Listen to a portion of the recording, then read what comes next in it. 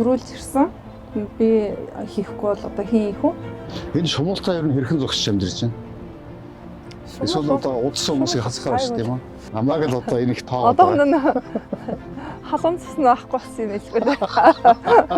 Монголчууд бол шал бүр нүдэн ингээд бүр гялцаад би тэртээ тэргүй их орондоо очиж байгаа юм чи яахан би. Яваад очиход угаасаа аав ээж минь байна. Гэр бүл минь байна. Бүр хүүхэд минь байна. Ингээд бүр тоохгүй явдаг байхгүй юм боддоо шүү дээ. Ингээд яваад очиход ингээд өөрийн гэсэн их оронтой байна гэдэг ямар сайхан юм бэ. 20 жилийн түүхийг бол ярил ярихаар байна шүү Аа дээ. бас ярина. Ер нь бол юм биш. Ер нь хэдий янх ирж байна. Бурхантай болно би ч гэдэг өглөө болго ихлээр залбирна. За ингээ намайг гоё ингээ тэнцвүүлээд өгөөч гэл дүү маань дандаа авч явна тэнд.